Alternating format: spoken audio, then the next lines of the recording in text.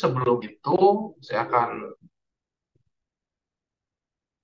masuk dulu ke sesi konsultasi yang tadi ya. Kita akan stop share screen-nya. Saya buka dulu, silahkan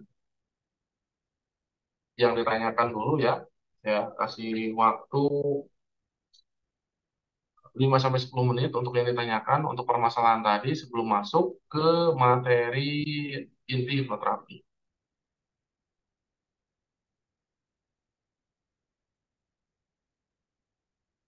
Silakan Pak Abdul Majid atau Pak Suparto kalau ada pertanyaan.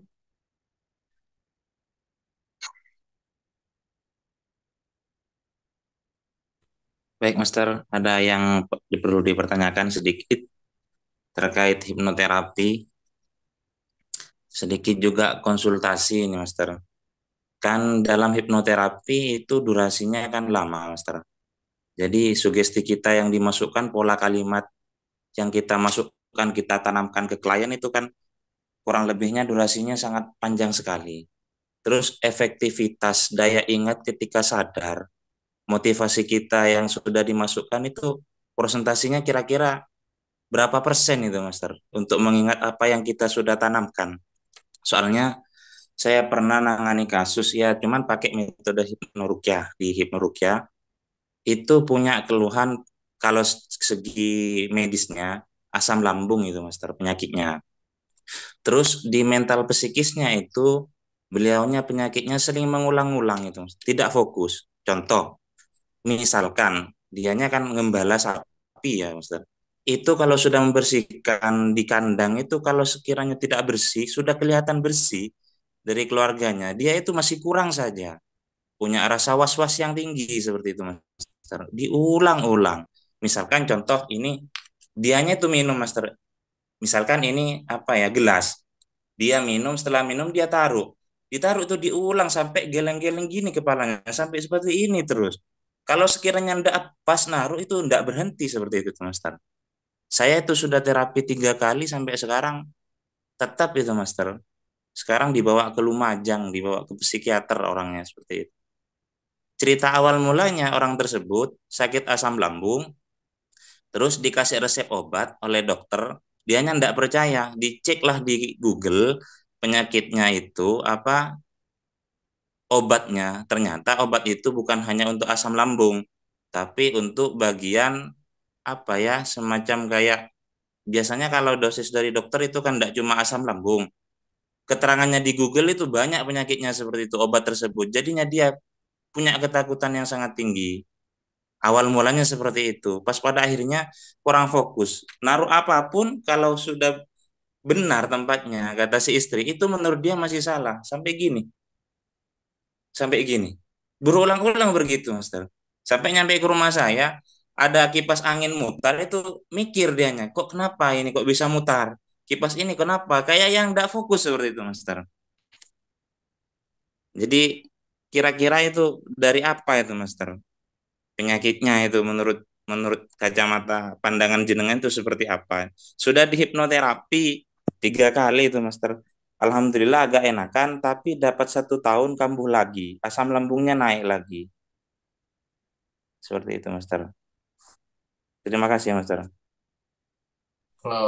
Baik ya, untuk pertanyaan dari Pak Abdul Majid, kembali lagi ke rumusnya. Jadi rumusnya seperti ada problema sosial, ada problema biologis, ada problema psikologis. Nah, kalau problema dari biologis, tentu kan dari tadi kan sudah dibahas, yaitu Iya, iya. misalkan terjadinya saraf atau terjadinya organ-organ yang terganggu atau rusak sehingga mempengaruhi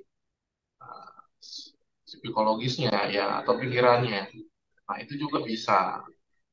Nah, atau sebaliknya, psikologisnya, mentalnya terganggu, akhirnya lambungnya juga kena.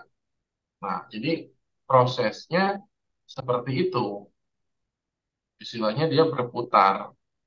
Nah, kalau misalkan dilihat dari cerita Bapak, sepertinya sudah itu kena gangguan mental atau saraf yang cukup parah karena ada gerakan yang diulang-ulang atau yang memang kayak dia udah ngeloading pikirannya sehingga daya saraf sama sama dirinya. Jadi ini perintah saraf antara dia berbuat harus ke A tetapi tidak sinkron dengan tubuhnya. Ya, benar. Benar seperti itu, Master. Benar. Nah, itu biasanya ada saraf atau motorik yang terganggu itu. Hmm. Seperti orang stroke.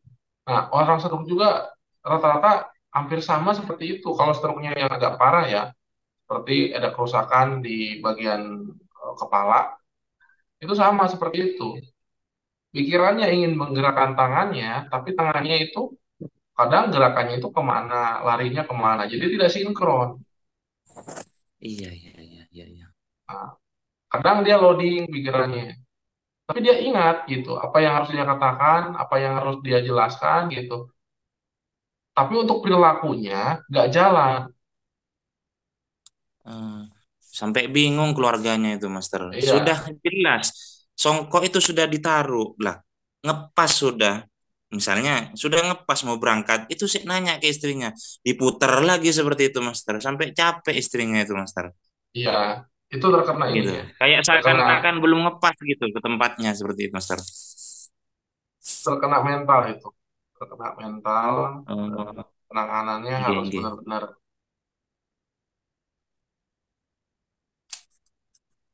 Sudah konsumsi obat-obatan itu, Master, dari dokter itu. Kalau sudah cemas, minum obat seperti itu untuk menenangkan seperti itu. Tapi Psikisnya masih ya, itu ya sangat psikisnya terganggu. Nggih, sangat terganggu itu Sar. psikisnya. Oh, iya, Master. Jadi kayak sugestinya untuk membangkitkan semangat, saya coba putarkan kalimat seperti ini. Kalau tidak salah saya kayak gini. Ketika sudah Anda terbangun dari tidur Anda, ya sama kayak hipno itu sudah, Master. Tubuh Anda semakin fresh dan Anda akan lupa dengan segala apa yang pernah terjadi di yang pertama kali minum obat itu, tapi ternyata dapat 6 bulanan itu kumat lagi seperti itu sarafnya itu, Master. Kalau minum obat tenang dapat 2 3 hari kumat lagi masalah fokusnya itu. Wong sapu sudah yang tepatnya itu sapu lidi itu sudah benar berdiri itu sih dipegang terus seperti ini diulang-ulang seperti itu, Master. Iya, itu udah gak sinkron dan memang kan Hmm. keharusannya dia itu bisa mempelajari kayak teknik meditasi, teknik self hipnosis, dianya gitu yang melakukan self hipnosis Oh, karena itu tuh butuh anchor ya, butuh butuh butuh anchor. proses setiap hari, butuh prosesnya seperti itu. Hanya kan kalau orangnya seperti itu kadang-kadang ngurus, kadang-kadang enggak gitu. Jadi Iya, benar. tidak bisa komitmen lah. Agak Iya, Master. kesulitannya di situ. Iya, iya. Ya, Sampai silakan Pak katanya Suparto. dokternya, iya, gimana, Mas? Bingung juga dokternya itu, Mas. Sampean Iya, penyakit pasti. dibawa sendiri ini katanya. Iya, pasti. Kalau permasalahannya seperti itu, agak berat sih. Dan Nggih. hipnoterapi tidak bisa terlalu menjangkau kepada orang yang gangguan mental. Gangguan mental ya agak mendekati stres, stresnya itu agak Stres. mendekati gila gitu ya. Hipnoterapi itu nggak bisa. Kalau misalkan orangnya sudah mendekati gila gitu ya, ini nggak bisa. Nggih, Mas.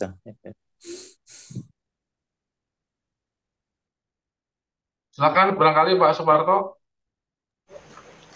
Ya sebetulnya hampir mirip yang saya tanyakan tadi dengan Pak Abdul. Jadi tingkatan stres itu berbeda-beda ya Master ya. Mungkin ada yang tingkatan sedang, rendah, dan stres parah. Apa seperti Ya, itu Master? betul. Kalau stres parah itu kan ya udah mendekati gila gitu kan. Mendekati gila. Kalau stres sedang itu kadang-kadang dia murung sendiri gitu kan, diam gitu, sulit diajak ngomong gitu kan. Ya, itu stres stres apa ya, ditemui nggak bisa gitu, tapi dia masih ini masih normal. Stres sedang. Kalau stres ringan mah masih bisa ini ya, masih bisa istilahnya berjalan, masih bisa berkomunikasi, masih bisa bekerja gitu. Tapi ya kondisinya punya tekanan mental, tapi masih bisa menjalani kehidupannya. Nah, berbeda dengan orang yang kondisinya yang stres akut gitu ya. Stres akut ya ini mendekati error, si mentalnya, si otaknya udah mulai error. Maka kebanyakan seperti ODGJ gitu kan, atau yang lebih parah ke orang gila gitu. Karena kan ODGJ juga ditanya ada yang nyambung, makan juga sama, cuman nggak sinkron antara pikirannya gitu kan. Ada tangannya ditali sampai berdarah, cuman dia kayak nggak merasa gitu. Tapi hidup mah hidup Jadi gitu kan. jadi dari tingkatan stres tadi rendah, sedang, dan parah, apa ketiga-tiganya ini nggak bisa di hipnoterapi, Master? Yang bisa di hipnoterapi itu ada satu yang sedang sama yang ini yang ringan. Kalau yang Yang parah ringan. mendekati gila itu nggak bisa. Nah, nggak bisa ya karena udah terlalu parah gitu, sangat berat gitu ya. Karena untuk diajak komunikasi, untuk diajak komitmen juga susah. Iya, betul. Nah, apakah ada keuntungannya buat dia misalkan si orang stres tersebut ketika menjadi gila gitu ya. Kalau seseorang menjadi gila itu cairan happy-nya itu akan lebih kuat. Makanya kalau misalkan orang yang stres, OJGD gitu kan, apakah kalau kalau makan ngambil di tanah, udah dibuang ke orang, apakah dia sakit sakit perut, gitu kan? Apakah dilihat misalkan mereka sering batuk-batuk atau meriang mereka? Kan enggak, gitu kan? Nah, kenapa? eh, Tingkat happy-nya, tingkat cairan seperti endokrin, cairan-cairan tubuhnya itu malah lebih kebal terhadap penyakit karena dia belas gak mikirin apa-apa lagi, gak mikirin bebannya hidupnya lagi, dia kosong gitu kan. Nah, tapi alangkah baiknya gitulah bagi yang sehat kita seperti itu gitu. Kita tenang, kita bebasin seakan-akan ada masalah, gak ada masalah gitu. Untuk apa? Untuk supaya cairan-cairan dalam tubuh kita, kan banyak cairan-cairan itu kalau misalkan kita bedah, apalagi dalam dunia kedokteran banyak ya, mulai cairan endorfin, cairan endokrin, cairan-cairan dalam tubuh kita itu bahkan bisa membunuh penyakit-penyakit dalam kehidupan kita. Seperti kita luka cepat kering, gitu kan. Nah, itu kan dari cairan-cairan tubuh kita. Nah, itu sebetulnya keuntungannya. Tapi ketika kita banyak pikiran, nah, malah kebalik, cairan-cairannya itu tidak bekerja normal pada orang-orang stres gitu kan. Nah, makanya kayak orang yang kena kanker, kena penyakit-penyakit parah, itu harus diusahakan orangnya tenang pikirannya gitu ya. Karena 90-90% penyakit itu kan dipengaruhi oleh pikiran. Coba ditenangkan, mau tidak mau ya harus begitu. Harus lebih tenang. Ketika tenang, rileks, penyakitnya pun bisa membaik. Bisa pada minggat penyakitnya. Kesehatannya akan meningkat karena sistem kekebalan tubuhnya itu meningkat. Nah, itu seperti itu ya kalau eh, sistem dari penelitian atau dari pengobatan tradisional itu seperti itu. Dikebalkan dulu si tubuhnya, barulah si tubuh ini akan memprogram atau mengobati penyakitnya sehingga sembuh. Nah, itu sistemnya. Mulai herbal atau pengobatan terapi seperti itu. Master, ini kalau ada pasien, dia tuh penyakit stresnya itu kalau orang Jawa bilang itu tahunan. Di saat dia malah punya sakitnya itu kambuh, malaria misalnya, itu tiba-tiba langsung dia itu stres. Nah, mungkin saya tanyakan langkah apa yang pertama yang harus saya tangani itu, Mas. Karena ini kadang kambuh, kadang normal biasa, kadang kambuh lagi. Itu apa sebenarnya yang bermasalah itu? Ya, itu tadi, berarti kan itu permasalahan dari biologis ya. Terjadi tubuhnya yang sakit atau bagian saraf atau organ-organnya yang sakit, sehingga mempengaruhi kepada psikologisnya. Nah, berarti yang dibenahi ada dua. Psikologisnya dibenahi, nah penyakitnya diterapi atau diobati. Nah, seperti itu. Eh, supaya ada sinkronisasi dan kecepatan teknik dari pengobatannya. Kalau kita mengandalkan dari sesi terapi aja, misalkan gini ya, orang sakit lambung, ternyata lambungnya ya kronis gitu ya. Nah, terus dia tidak mau apa tuh minum suplemen, ya minum suplemen seperti kalsium, terus herbal-herbal yang bagus lah ya, gitu. Nah, ini yang agak agak sulit karena kan gini, eh, manusia itu terbentuk kan dari makanan. Nah, ketika makanannya bagus, itu kan terjadi regenerasi sel. Nah, sel yang mati, kemudian tumbuh lagi sel-sel yang baru. Nah, ini masalahnya gitu. Masalahnya ini.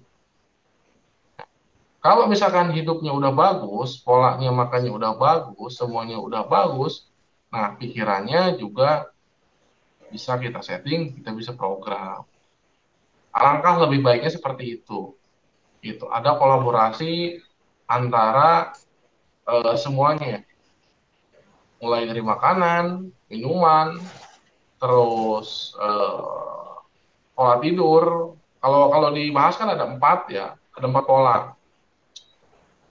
Pola makan, pola tidur, pola minum, dan pola pikir. Nah, ini empat ini nih mau kemana gitu ya? Kalau diperhatikannya ini. Ya, pola pikirannya kena misalkan nih, pola yang lainnya gimana? Nah, seperti itu ya. Kita akan masuk lagi ke materinya ya.